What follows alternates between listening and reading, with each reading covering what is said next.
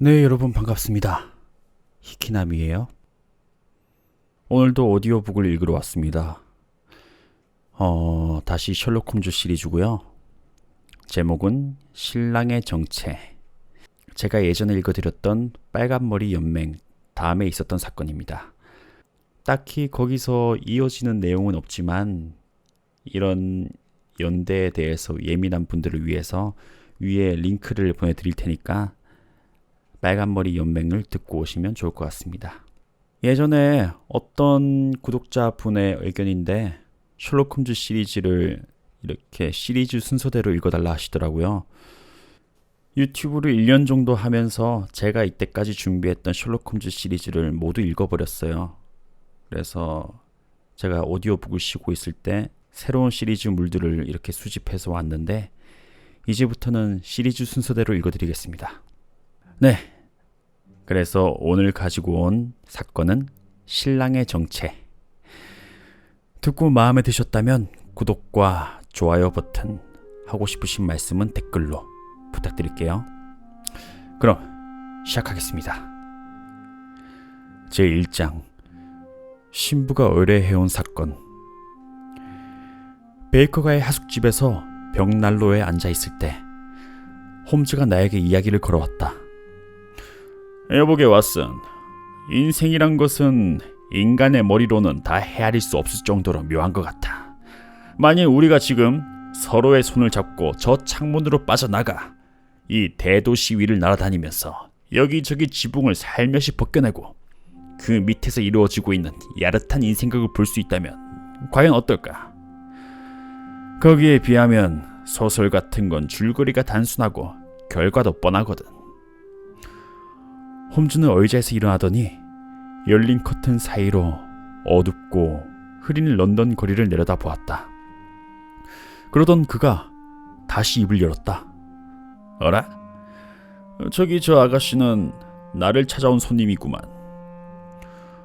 홈즈의 어깨 너머로 내려다보니 길 저쪽 보도 위에 몸집이 큰 젊은 여인이 보기에도 푹신한 모피 목도리를 두르고 붉은 깃이 달린 폭넓은 책모자를 쓰고 서 있었다.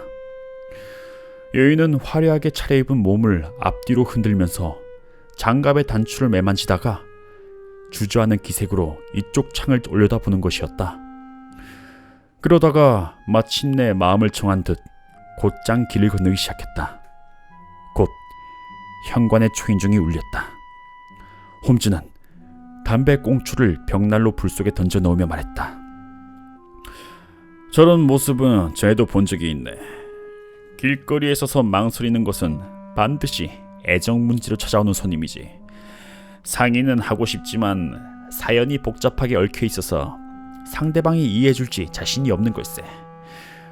하지만 애정문제에도 두 가지 경우가 있네. 남자에게 당한 여자라면 주저하긴커녕 초인종 끈이 끊어져라 잡아당기곤 뛰어들기 마련이지. 그런 점을 감안해 볼 때 오늘의 상담은 애정 문제이긴 하지만 저 아가씨는 남자를 원망하고 있는 것이 아니라 뭔가 난처한 입장에 빠져 있는 것 같구만. 어쨌거나 본인이 온 것 같으니까 직접 들어보세. 홈즈의 말이 끝나기도 전에 노크 소리가 나고 하인이 들어왔다. 메어리 서덜랜드라는 분이 찾아오셨습니다. 홈즈는 서덜랜드 양을 맞아들여 팔걸이 의자를 권하고는 날카로운 눈으로 관찰하며 말했다. 아주 열심히 타자기를 치시는 모양인데 눈이 근시여서 피로가 심할 것 같습니다. 처음에는 몹시 피곤했지요. 하지만 이제는 자판기를 눈여겨보지 않고도 칠 수가 있답니다. 서덜랜드 양은 무심코 말하다가 문득 얼굴빛이 달라지며 홈즈를 바라보며 목소리를 높여 말했다. 어머, 홈즈씨! 벌써 저에 대한 일을 들어 아시는 모양이네요.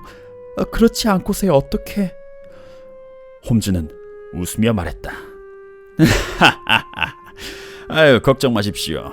모든 것을 아는 게 제 직업입니다.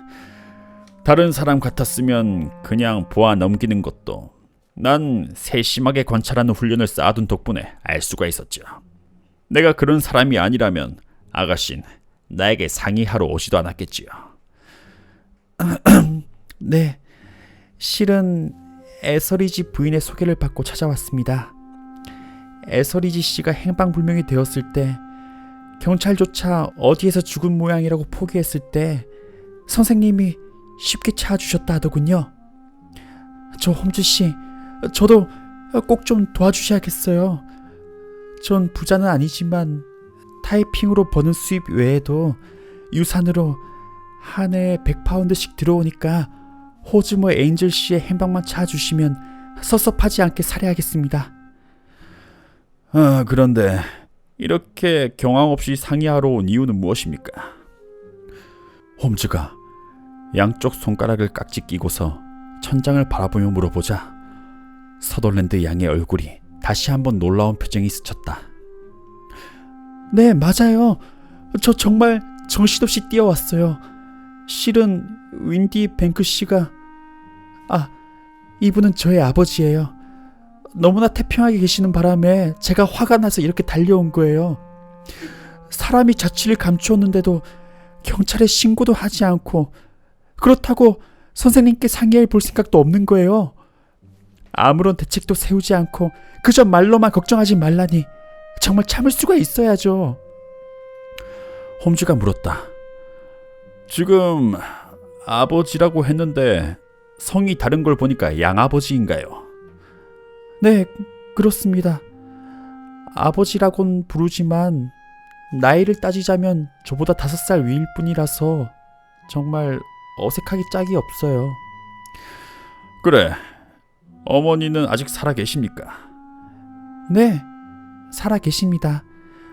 어머니는 아버지가 돌아가시자마자 곧 15살이나 아래인 윈디 뱅크 씨와 결혼했습니다. 전 당연히 못마땅했지만 할 수 없었죠.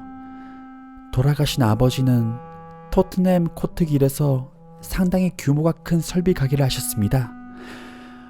아버지가 돌아가신 뒤 어머니는 책임자인 하디 씨와 가게를 계속했습니다만 윈디 뱅크 씨가 나타나서 어머니에게 가게를 팔게 했습니다.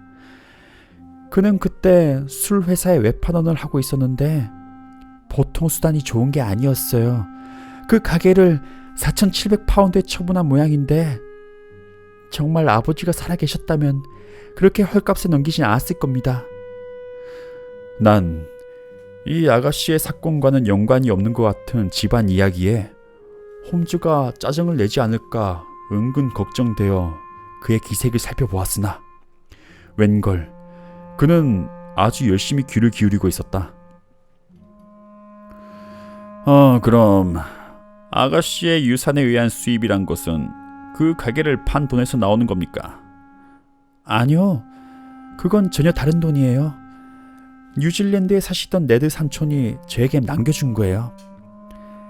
연 4.2%의 이자가 붙는 뉴질랜드의 공채입니다. 액면은 2,500파운드라고 하는데 저는 이자만 받을 수 있어요. 재미있군요. 그럼 아가씨는 매년 이자만 해도 100파운드씩 들어오는 거 외에도 직업도 가지고 있으니까 마음 내키면 여행도 할 수 있고 그 밖에 하고 싶은 일도 할 수가 있겠군요. 여자 혼자라면 한 해에 60파운드면 넉넉하게 살아갈 수 있으니까요. 아니에요. 그보다 적은 액수로도 충분해요. 하지만 결혼하기 전까진 어머니나 양아버지의 짐이 되기 싫어서 이자는 어머니에게 드리고 있었습니다. 윈디 뱅크 씨가 3개월마다 은행에 가서 이자를 타오고 있어요. 전 타이핑으로 일하는 수입만으로도 충분하거든요. 한 장에 2펜스인데 하루에 15장에서 20장은 칠 수 있습니다. 아가씨의 사정은 잘 알겠습니다. 그런데 이분은 왓슨 박사로서 나와는 절친한 친구이니까 신경 쓰지 말고 이야기하십시오. 자자, 다음은 실종되었다는 호즈머 에인즐 씨와의 관계에 대해서 말씀해 주십시오. 서덜랜드 양의 얼굴에 금방 붉은 빛이 돌려니 옷깃을 만지작거리다가 입을 열었다. 가스공사 관계 댄스 파티에서 알게 됐어요. 주최자 측에서는 아버지가 살아계실 때부터 초청장을 보내오곤 했는데 아버지가 돌아가신 뒤에도 우리를 잊지 않고서 어머니에게 보내주었죠. 하지만 윈디 뱅크씨는 우리 모녀가 파티에 나가는 걸 몹시 싫어했습니다.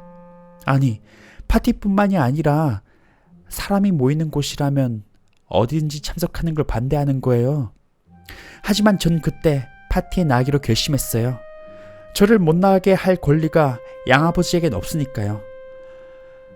돌아가신 아버지의 친구들이 많이 참석하니까 그분들을 만나고 싶었어요. 하지만 윈디 뱅크씨는 그런 쓰레기 같은 인간들을 만나 못하느냐 이렇게 말하더군요. 그리고 입고 갈 옷이 있냐고 물어보는 거예요.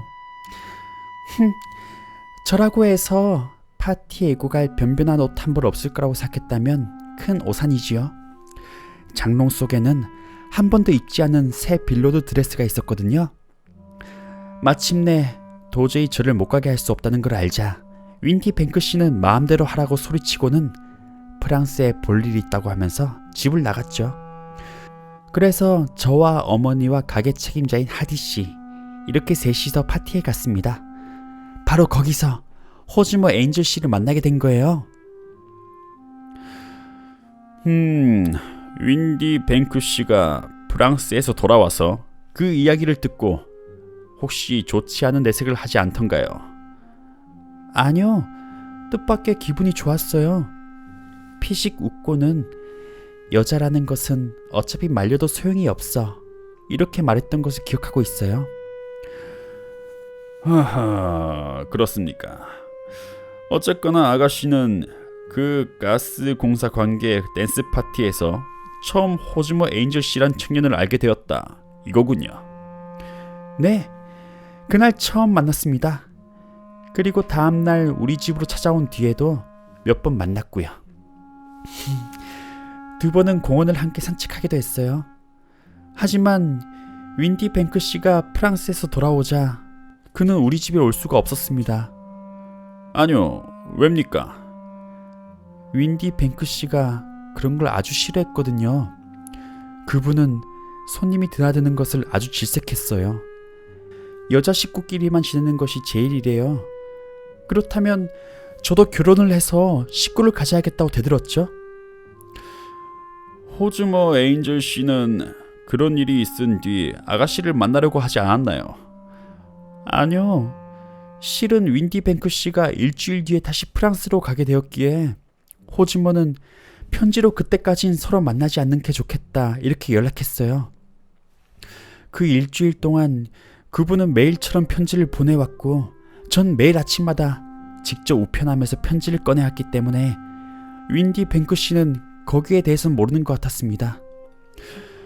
그때 이미 에인절씨와 결혼을 하기로 약속해 두었겠군요. 네, 홈즈씨. 둘이서 처음 산책을 한 날 우리는 결혼을 약속했어요. 호즈머, 즉 에인절씨는 리드놀가의 어떤 회사 격리 사원인데 그 회사 이름은? 그건 저도 잘 몰라요. 그럼 그의 숙소는 어딥니까? 그는 회사에서 묵고 있다고 했어요. 하하, 그러면 아가씨는 상대방의 주소도 모른다 이겁니까? 네. 단지 리드놀 가라는 것밖에는 모르고 있어요. 그럼 답장을 쓸 때는 어디로 보냈습니까? 리드놀 우체국 사서함이었습니다. 회사로 여자에게 편지가 오면 남들이 놀린다는 거예요. 그렇다면 자기도 편지를 타자로 쳐서 보내니까 나도 타자를 쳐서 보내면 되지 않겠냐 이렇게 물었거든요. 그런데 그건 싫다고 했어요. 직접 손으로 쓴 편지여야 정말 저한테 보내온 느낌이 들지 타자기로 쳐서는 우리 두 사람 사이에서 기계가 들어선 기분이 난다는 거예요. 홈즈씨, 그분은 그토록 저를 사랑한 거예요. 세밀한 데까지 신경을 써서요. 실로 의미가 깊은 이야기군요. 난 그전부터 세밀한 부분이야말로 무엇보다 중요하다 이런 격언을 믿어오고 있습니다. 그러니 하찮은 일이라도 좋으니까 에인절 씨에 대해서 생각나는 일은 무엇이든 이야기해 주세요. 홈즈 씨, 그분은 몹시 내성적인 것 같아요. 남들의 눈에 띄는 걸 싫어해서 만나는 것도 늘 밤에, 그것도 어두운 곳에서 만나는 걸 좋아했어요. 목소리마저 소근거리듯이 작아요. 어렸을 때 편도선을 몹시 앓은 적이 있어서 그것 때문에 정상적으로 말하기가 어렵대요. 하지만 저처럼 눈이 나빠서 선글라스를 쓰고 있어요. 그렇습니까? 그래. 윈디 뱅크 씨가 프랑스로 다시 간 뒤에는 어떻게 했습니까? 호주머 에인절 씨는 그제야 집에 찾아와서 윈디 뱅크 씨가 돌아오기 전에 결혼을 해버리자 하더군요. 하도 열심히 조르기에 전 그러기로 했지요. 그러자 그분은 저더러 성새에 손을 얹고 사랑이 변하지 않겠다고 맹세하라고 하더군요. 어머니 또한 그런 맹세를 하는 것이 당연하다고 했으며 그런 것까지 하는 걸 보면 그분의 사랑이 진실된 증거라고 말했습니다. 어머니는 처음부터 에인절 씨에게 호감을 갖고 그분의 일이라면 두 손을 들고 환영했어요. 에인절 씨가 일주일 내에 결혼식을 올렸으면 좋겠다고 어머니께 말하자 어머니도 좋다고 말했습니다. 그래서 제가 프랑스에 간 윈디 뱅크 씨가 마음에 걸린다고 말하니까 어머니는 우리 두 사람은 걱정할 필요가 없다고 하면서 나중에 이야기하면 된다고 하시더군요. 특히 어머니는 양아버지에 대해서는 자기가 책임지겠다고 말했습니다. 하지만 전 신경이 쓰이지 않을 수가 없었어요. 불과 5살 위인 양아버지에게 허락을 받는 것도 이상하지만 그러나 전 무슨 일이든 은밀하게 하는 것을 좋아하지 않았어요. 그래서 프랑스의 보르도에 있는 지점으로 윈디 뱅크 씨에게 편지를 보냈습니다. 그러나 그 편지는 결혼식 전날이 되어서 왔어요. 어째서였을까요? 그건 잘 모르겠는데요. 그분이 영국으로 떠난 뒤에 편지가 도착해서 그런지도 모르죠. 그거 참 유감이군요. 결혼식은 금요일이었습니까? 장소는? 킹스 크로스역에서 가까운 세인트 교회에서 식을 올리고 그 뒤에 세인트 호텔에서 식사를 할 예정이었어요. 그날 호주머 씨는 2인승 마차를 타고 왔는데 저와 어머니 두 사람이 그 마차를 타고 에인절 씨는 다른 마차를 타고 가기로 했어요. 우리가 교회에 도착하자마자 곧 그 마차가 뒤따라오더군요. 우린 신랑인 에인절 씨가 마차에서 내리기를 기다렸지만 아무리 기다려도 내리질 않는 거예요. 마침내 마부가 내려와 마차 안을 들여다보았는데 글쎄 그 안엔 아무도 없다는 거예요. 마부는 신랑이 마차에 타는 걸 틀림없이 봤는데 어떻게 된 일인지 알 수가 없는데요 하고는 고개를 설레설레 흔들지 뭡니까? 그것이 지난 금요일의 밤입니다. 그때부터 지금까지 아무런 소식이 없어요. 그분이 어떻게 되었는지 종잡을 수가 없는 거예요. 그거 참 희한한 일이군요. 에인절 씨는 마음이 착해서 절 애먹일 사람이 아니에요. 그날 아침에도 무슨 일이 있어도 마음이 변하지 맙시다. 만일 뜻밖의 일이 생긴다 하더라도 헤어져 있게 되는 일이 있더라도 사랑의 약속은 잊지 말아야 해요. 언제고 당신을 데리러 올 테니까 이렇게 말했거든요. 결혼식 날 아침에 그런 말을 하는 것이 좀 이상하긴 했지만 아마도 말 못할 사정이 있었던 것이 아닐까 해요. 분명 뭔가가 있는 것 같습니다. 아가씨는 예상 외의 불행이 에인절 씨에게 일어났다고 생각하십니까? 네, 그거예요. 틀림없이 어떤 위험이 자기에게 다가오고 있다는 것을 알고 있었던 것 같아요. 바로 그 예감이 맞아떨어진 거죠. 그런데 그것이 어떤 일인지 아가씨는 전혀 짐작이 안 간다는 겁니까? 가지 않아요. 그럼 하나 더 물어보겠습니다. 어머니는 이번 사건을 어떻게 생각하고 계시는가요? 어머닌 화가 나서 그분에 대해서는 다신 입 밖에 내지 말라고 하세요. 윈디 뱅크 씨는 뭐라고 했습니까? 양아버지에게도 그 말을 했습니까? 말했습니다. 윈디 뱅크 씨도 저와 의견이 비슷해요. 무슨 사정이 있는 모양이니까 지그시 기다리고 있으면 무슨 소식이 있을 거라고 했습니다. 하지만 에인즐 씨도 그렇지. 절 교회 앞에 내팽개친다고 해서 무슨 이득이 있겠어요?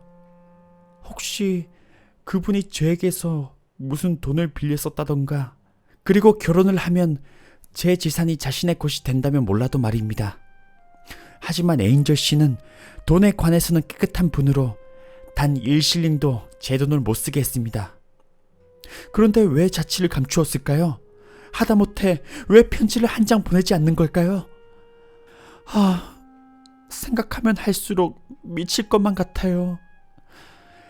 서덜랜드 양은 핸드백에서 손수건을 꺼내 눈물을 닦았다.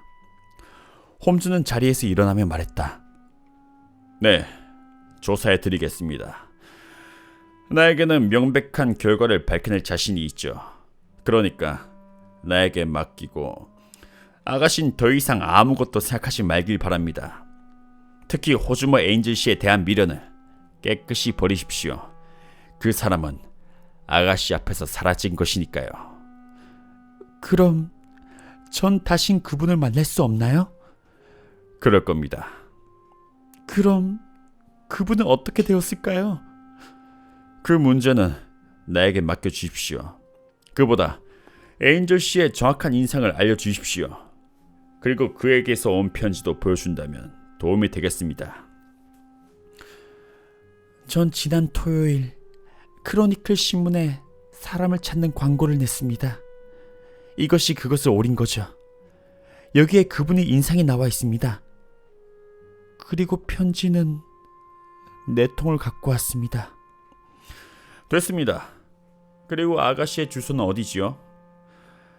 런던 캠버웰구 라이언 플레이스 31번지입니다.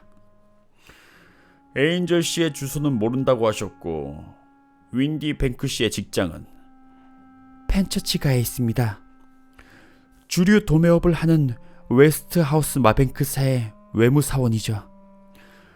잘 알겠습니다. 그럼 신문 오린 것과 편지는 제가 잠시 보관하겠습니다. 그리고 아까의 충고를 잊지 않도록 하십시오.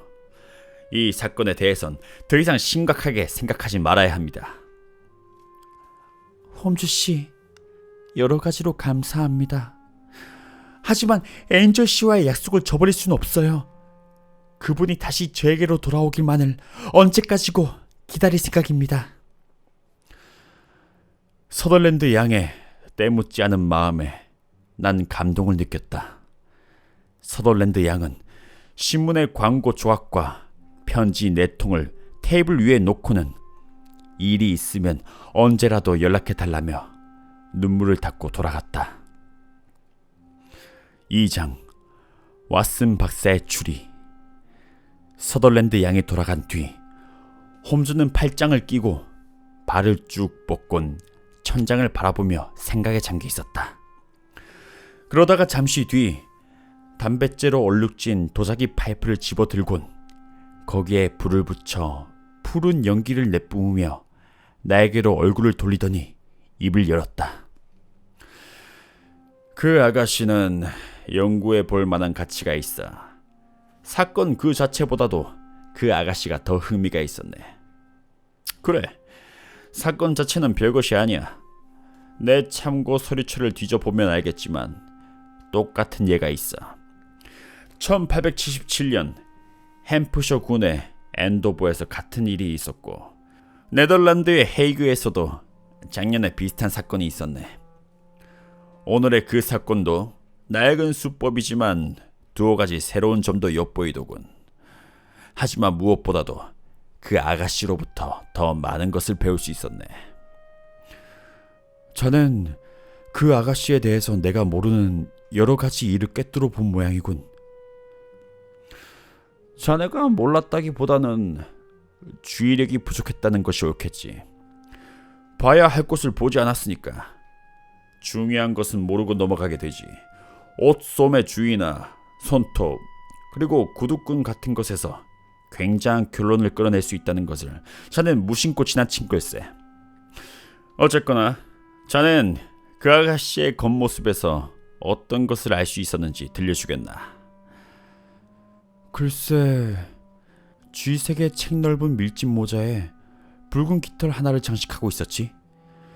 그리고 윗도리는 검은색으로 앞자락에는 역시 검은 구슬 장식이 붙어 있었고 스커트는 커피색보다 약간 진했고 목 둘레와 소매 끝에는 보라색 빌로드를 댔지. 아마 장갑은 쥐색에 가까운 곳으로 오른쪽 둘째 손가락 부분이 약간 닳았더군. 구두는 보지 못했고 귀에는 작고 둥근 금 귀고리가 달려 있었네. 전체적으로 느낌으론 고생을 모르는 소시민층으로 공색하지 않은 여자더군. 홈즈는 가볍게 손뼉을 치며 빙그레 웃었다. 왓슨, 자네도 많이 발전했는걸. 예상외로 정확히 보긴 했지만 유감스럽게도 중요한 것을 놓치고 말았네. 자네도 관찰 방법은 어느 정도 몸에 익힌 것 같지만 전체적인 느낌에 사로잡히지 말고 세부적인 점에 주의를 기울이도록 하라고. 난 상대방이 여성일 경우 옷 소매 끝을 자세히 살펴보기로 하고 있네. 남성이라면 바지의 무릎이 관찰 대상이 될 수 있지. 자네도 보았겠지만 그 아가씨는 소매 끝에 빌로드를 대고 있었는데 그건 가장 해지기 쉬운 천이야. 타자기를 칠 때는 손목 바로 위쪽이 책상에 스치게 되는데 그 아가씨의 소매 끝에는 두 줄의 선이 명백히 나 있었네. 손 재봉틀에서도 비슷한 흔적이 남는데 그 경우에는 왼쪽 손으로, 그것도 새끼손가락에 가까운 곳에 흔적이 남지. 그런데 그 아가씨는 오른쪽에 폭넓은 흔적이 나 있더군. 그리고 얼굴을 보니 코 양쪽에 안경을 쓴 흔적이 희미하게 남아 있었네. 그래서 근시여서 타자를 치면 피로를 느끼겠다 말해주었더니 놀라는 표정이더군. 자네 말엔 나도 놀랐네. 뭐 한눈에 알 수 있는 법이지. 그런데 아래쪽으로 시선을 옮겨 관찰해보니 신고 있는 구두가 비슷하지만 서로 다른 것이란 것을 알 수 있었어. 즉 한쪽에는 코끝에 작은 장식이 붙어 있었는데 다른 한쪽엔 그것이 없었네. 난 그것을 확인하곤 마음속으로 약간 놀랐지. 더구나 5개 달린 단추가 한쪽 구두에는 2개밖에 없었거니와 5개의 단추에도 첫 번째 것과 세 번째 것은 채워지지도 않았더군. 깃달린 모자까지 쓴 젊은 아가씨가 구두를 짝짝이로 신고 단추까지도 제대로 채우지 않았다면 황급히 뛰쳐나온 곳으로 쉽게 추리가 가지 않겠나. 난 늘 그랬던 것처럼 홈즈의 날카로운 추리에 감탄하며 물었다. 그 밖에 뭐 또 알아낸 것은 없나? 그 아가씨는 외출 준비를 끝내고 집을 나오기 전에 편지를 썼다는 것도 알아낼 수 있었어.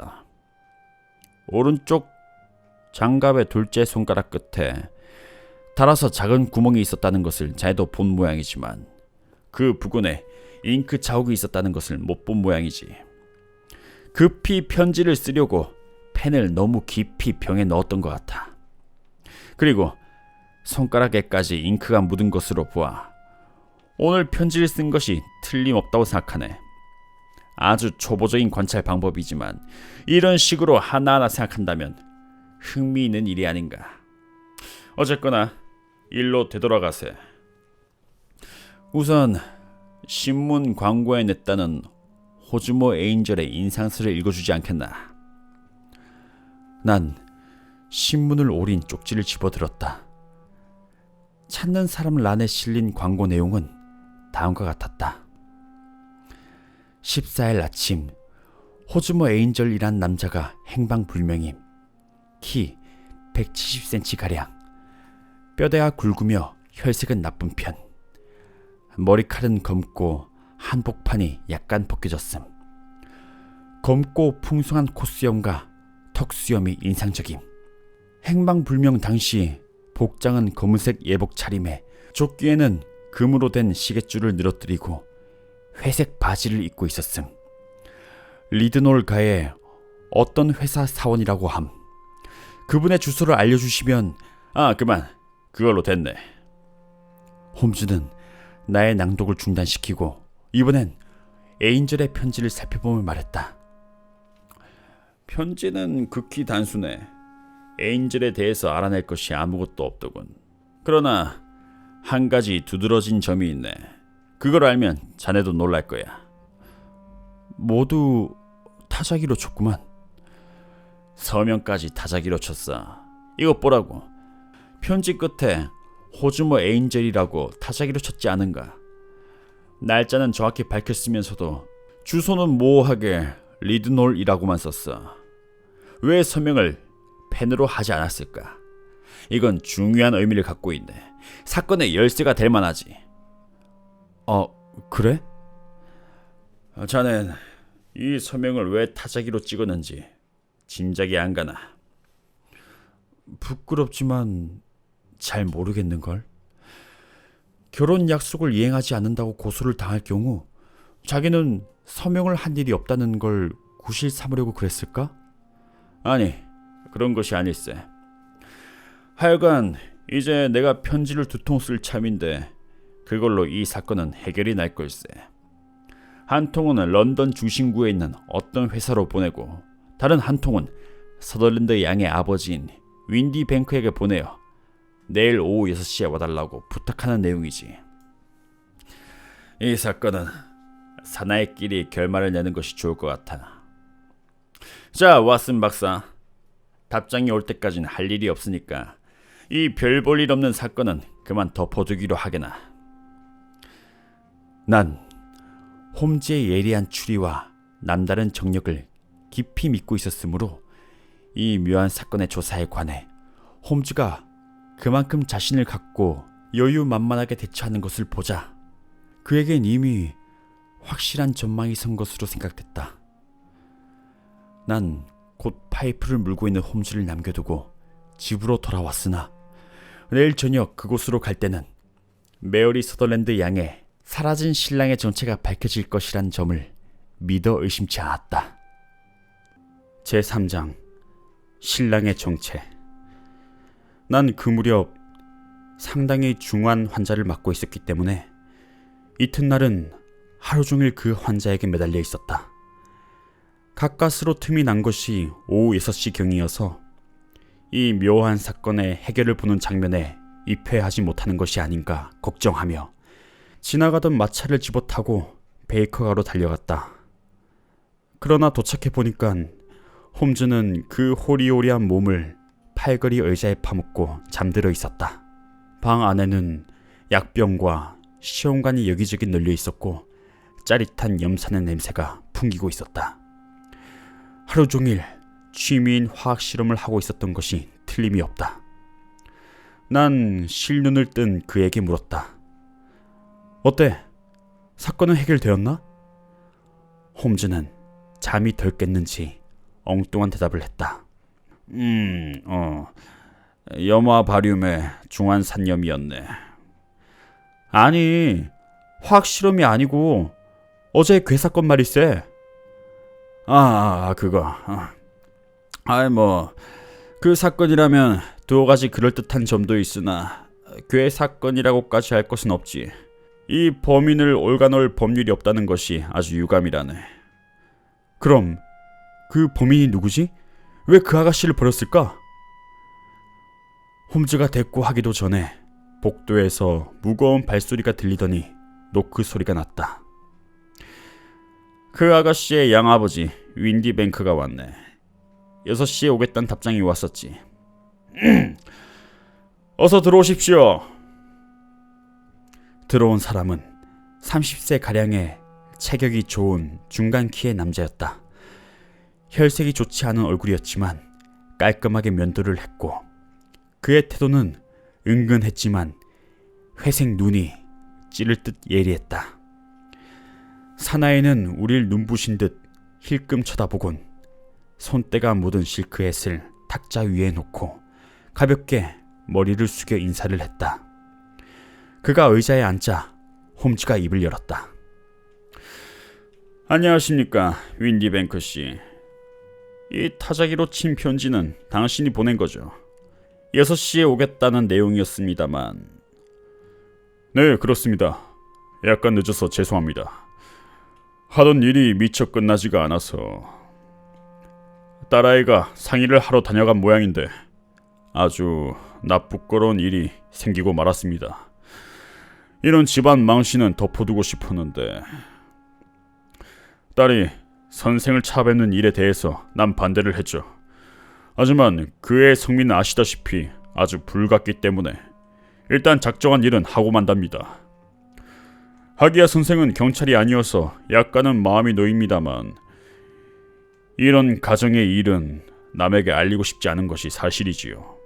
게다가 호주머 에인절을 차낸다 하는 것도 어려운 일일 테니까 돈만 낭비하는 일 아니겠습니까? 홈즈가 조용히 말했다. 아니요, 그렇지 않습니다. 난 호주머 에인절을 차낼 수 있습니다. 그 말에 윈디 뱅크는 몸을 움찔하는 바람에 장갑을 떨어뜨리고 말았다. 그러시다면 다행이군요. 의아스럽게 생각하실지 모르나 타자기의 활자에도 손으로 글씨를 쓴 것처럼 분명히 알아볼 수 있는 방법이 있답니다. 신제품 타자기가 아니면 같은 기종이라 하더라도 찍힌 활자가 똑같을 수가 없지요. 어느 활자가 다른 활자보다 유난히 달았다든가 삐뚤어졌다든가 하기 때문에 말입니다. 그런데 윈디 뱅크 씨, 당신이 보내준 이 편지 말입니다만 알파벳 E는 모두 머리 쪽이 희미하고 R은 꼬리가 문드러져 있군요. 그 밖에도 14군데의 특징을 알아냈습니다. 이 두 활자의 특징은 누가 봐도 명백합니다. 회사에서 통신문을 작성할 땐 모두가 같은 타자기를 쓰므로 조금 달아서 그럴 겁니다. 그럼 여기서 아주 재미있는 사실을 보여드리겠습니다. 홈즈는 자세를 고쳐 앉고는 말끝을 이었다. 난 가까운 장래에 타자기와 범죄와의 관계에 대한 논문을 쓸 예정이죠. 이 문제에 대해선 전부터 상당한 관심을 갖고 있었어요. 그런데 말입니다, 윈디 뱅크 씨. 여기에 행방불명된 에인젤이 보낸 4통의 편지가 있습니다. 모두 타자기로 친 편지죠.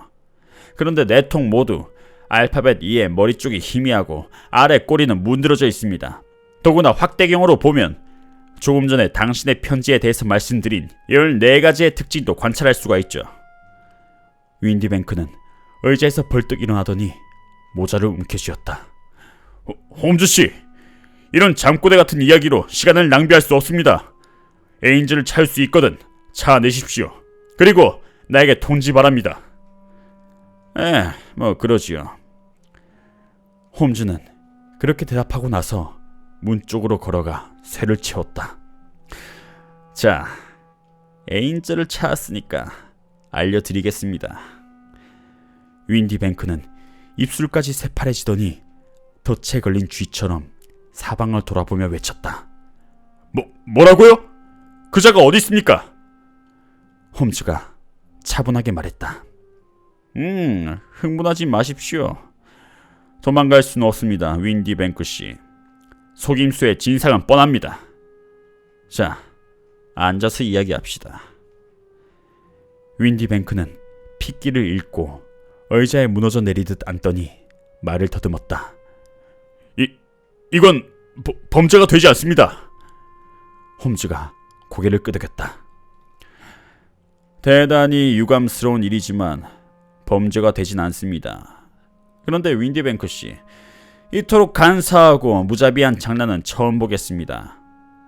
어쨌거나 내가 사건의 줄거리를 대충 이야기해 볼 테니 틀린 점이 있거든 지적하십시오. 윈디 뱅크는 의자 속에서 몸을 웅크리고 머리를 숙인 폼이 무척이나 충격을 받은 모양이었다. 홈즈는 바지 주머니에 손을 찔러 놓곤 그 부근을 서성거리며 마치 혼잣말처럼 이야기를 시작했다.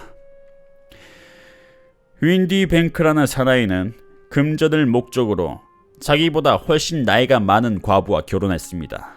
또한 의붓딸 메어리 서덜랜드의 돈도 메어리가 결혼하지 않는 한 자기 마음대로 할 수가 있었죠. 하지만 메어리가 결혼한다면 윈디 뱅크는 1년에 100파운드를 손해보게 됩니다. 그래서 윈디 뱅크는 메어리의 결혼을 방해하기 위해 어떤 수단을 썼느냐? 그건 다음과 같습니다. 처음엔 메어리를 외출하지 못하게 하여 젊은 남자와 교제하지 못하게 하는 속이 뻔히 들여다보이는 수법을 썼죠. 그러나 그런 수법에는 한계가 있었습니다. 메어리는 차차 말을 듣지 않게 되었고 자기 권리를 주장하며 마침낸 댄스 파티에 나가겠다고 고집을 부렸죠. 그러자 교활한 윈디 뱅크는 어떤 비상수단을 강구했을까? 이번엔 아내까지 설득시켜서 교묘한 계획을 세웠습니다. 메어리가 눈이 나쁘다는 것을 이용해서 선글라스를 써서 날카로운 눈을 가리고 콧수염과 턱수염을 멋지게 붙인 다음 목소리까지 변화시켜선 호주머 에인절이라는 가명으로 메어리 앞에 나타난 겁니다. 그리고 메어리에게 구원함으로써 달리 애인이 생기지 않도록 했습니다. 윈디 뱅크는 기어 들어가는 목소리로 변명했다. 처음엔 장난삼아 해본 일입니다. 메어리가 설마 그렇게까지 빠져들리라곤 제가 생각지 못했습니다. 그랬을지도 모르죠. 그러나 이성 교제가 없었던 노처녀 메어리로선 외관상 멋진 남성의 구원에 약할 수밖에 없었고, 더구나 양아버지가 프랑스로 간 것으로 알고 있었기 때문에 아버지란 사람이 그런 음모를 꾸미고 있으리라곤 꿈에도 생각지 못했던 겁니다.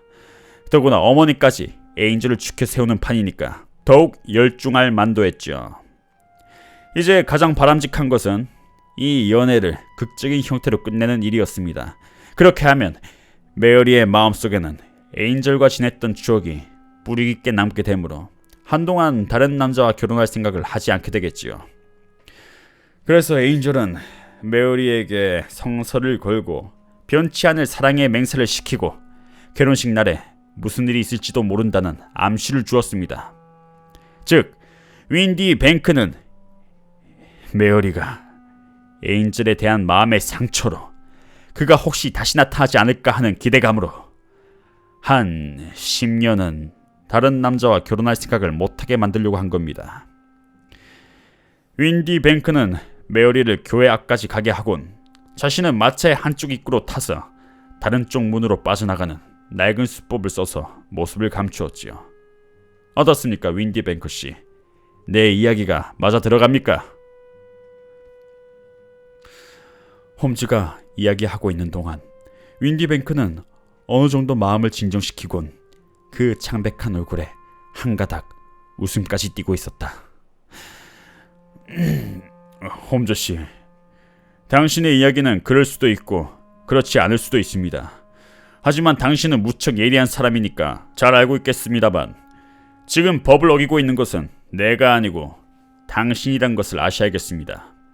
난 처음부터 범죄가 될 만한 짓은 하지 않았습니다. 그러나 당신은 이 문을 열지 않는 한 불법 감금과 협박죄를 범하고 있다는 사실을 알아야 할 겁니다. 홈즈는 문의 자물쇠를 돌려 열면서 말했다. 분명 법으로선 당신에게 벌을 줄 수 없습니다. 그러나 당신만큼 벌을 받아 마땅한 사람도 없죠. 만일 메어리 양에게 아버지나 오빠가 있었다면 당신을 뼈가 으스러지도록 때렸을 겁니다. 홈즈는 상대방의 얼굴에 비웃는 듯한 웃음이 떠오르는 것을 보자 벌컥 언성을 높였다.